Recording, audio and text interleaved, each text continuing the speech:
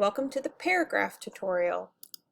This tool gives you control over so many various things, and we're barely going to scratch the surface in this tutorial, but I just want to get you guys started.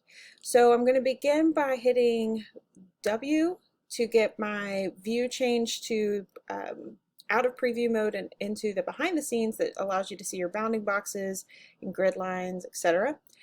I'm going to hit T like Tango for my text box, and I'm going to click and drag a box here.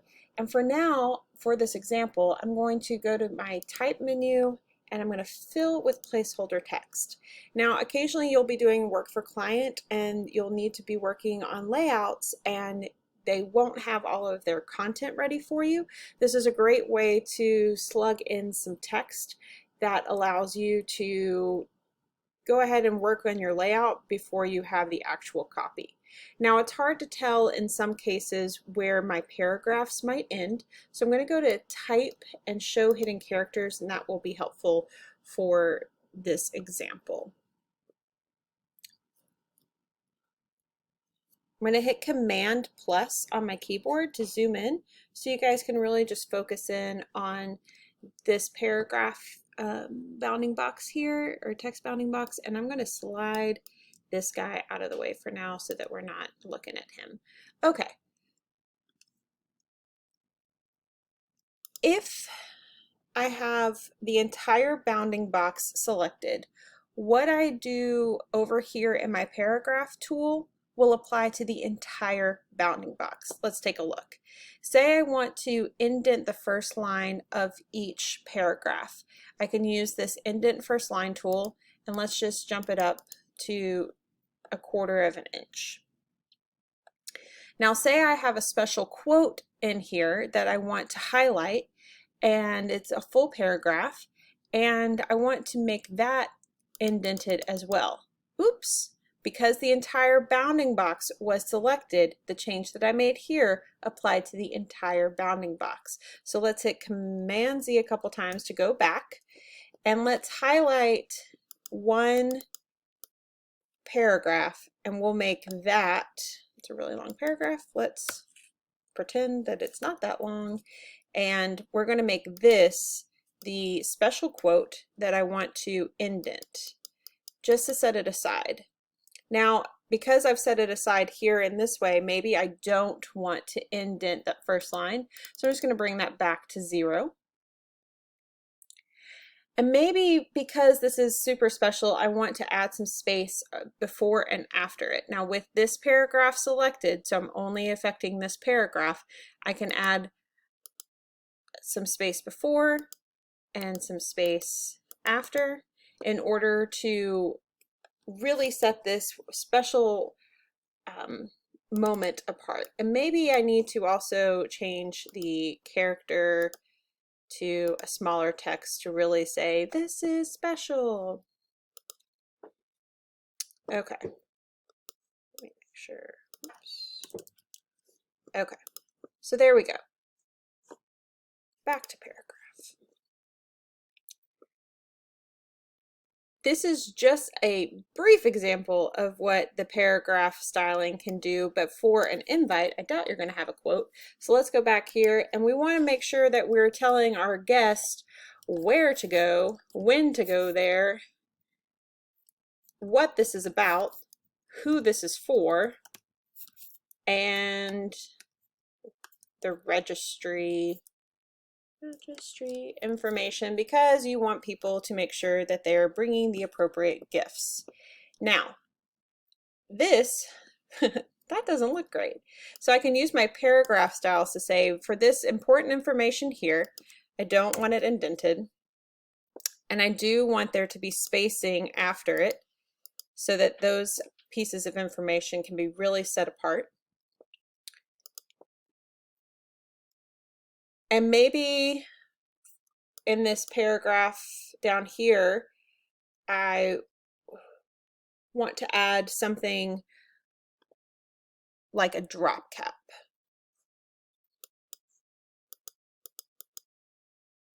I can use this tool here for drop cap in order to make that happen. And this 1, 2, or 3 shows you if it's taking up 1 line, 2 lines, or 3 lines. So again, you probably won't use drop cap in an invitation. You might, but these are just some of the things that the paragraph tool will allow you to do. Now, one important thing, especially for typesetting, is you see that this hyphenation box is checked. That means that you're allowing the tool to hyphenate for you automatically. You can just decide to turn that off, or you can go in and control it. And when you have hyphenations in your work, it really just depends on the content. When I'm typesetting labels, for example, I want to make sure that I'm using hyphenations for the best typesetting for the best rags, which is the term for the end, the shape that's made at the end of your paragraph line. But I also want to make sure that there's not too many hyphenations and that I'm hyphenating the right words. So let's look at a real life example. I'm actually working on some labels for the art museum right now. And what I've done here in my paragraph setting is, and this is a little bit more advanced than where we're at yet, but you might be there. So I'm going to use this menu, the hamburger menu here, and it will allow me to look at my hyphenation rules. And as you can see, I'm allowing hyphenation, and you want to look at these settings carefully because you're going to want to replicate this in the majority of your work.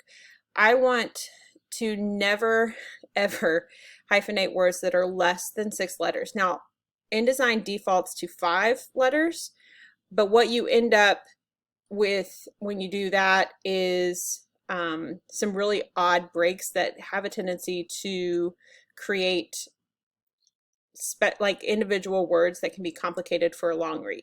So 6 is usually the minimum, and you want 3 letters before and 3 letters after. Now this allows you to control how many words are hyphenated within a zone, and I've got it set to 1 hyphen in an inch hyphenation zone. So it's not looking at it across the way, it's looking at it going down. So you can see there's 1 hyphenation here.